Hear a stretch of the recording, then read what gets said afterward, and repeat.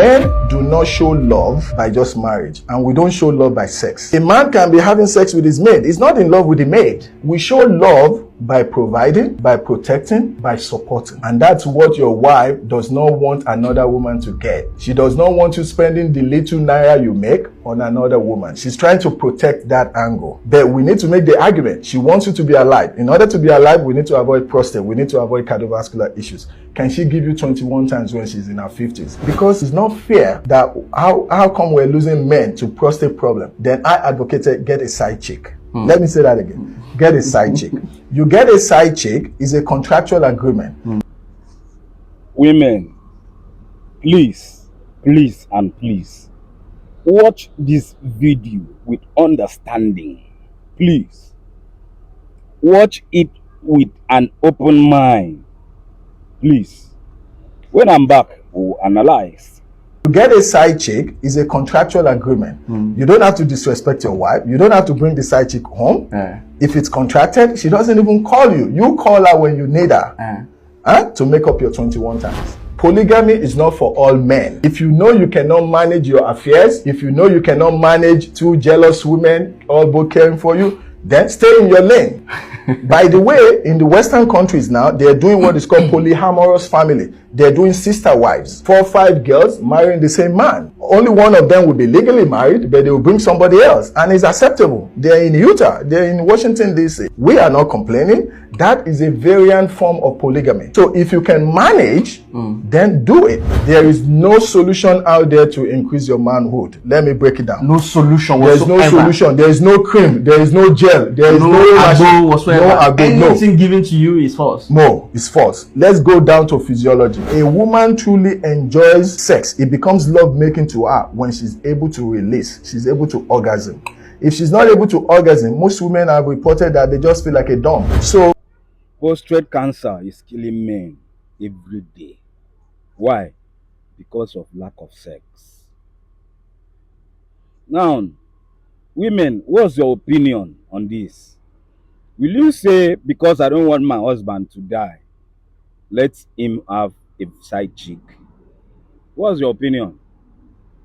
So there is no physiologic reason, there is no scientific proof that anything is excessive ejaculation. Seriously? Absolutely. If a man ejaculates 4 to 7 times a month, that's an average of having sex once a week, he is going to develop the risk of prostate cancer at the rate of about 30%. 4 times a month? 4 times a month. That's once a week. It's still very low. It's still very low. They looked at people 4 to 7 times a month is very low. The cutoff is if you are able to ejaculate 21 times, then you reduce significantly your risk of prostate cancer. How possible is that going to be for you to have sex continuously in a month 21 times? I can tell you. So we see younger men now in their 30s, in their 40s, they've been married for 5 years and they're having problem consuming. What's the problem? Their wife is not getting pregnant. They go in, the woman has done all the tests. She's done HSG, her tubes are open and all that. What's the problem? The vagina is a pouch. It's a pouch of muscle. It can relax and contract. And there are different studies out there about how the woman keeps the place hygiene, because it's a place that has its own flora, meaning it has its own natural bacteria. These are not infectious bacteria, and they serve a particular purpose. If she's also the type that we say she don't get mileage, she's 20-year-old, but she don't get mileage like 40-year-old, that means she has been exposed a lot. But that pouch will not expand based on just penile penetration. You get the expansion from either when she had childbirth, the labor was prolonged. If the childbirth was a baby of diabetes and comes out with big head like my head, the thing will stretch. Some women will develop tears. All that may not have been taken care of. But if it's just penetrative sex, no, the body has a way of healing itself. Even if you like go for 1,000 at all, it doesn't go beyond. The thing don't get meter. It doesn't widen up. In men's health, it's not the size of the dog; it's the size of the fight in the dog. That woman that is so wide, if she can give you position, the position will reduce the size. You will forget your own date of birth. You will not even remember your phone number. The one that is so tight, if she doesn't know how to do it, you will just be like, what am I here for? So it's not really the size. It's what you can do with what God has given you with. And there's no need to compete. You are competing with only yourself. In as much as it's not sounding nice, it's not pleasant to women's ear, but what this man is saying is true.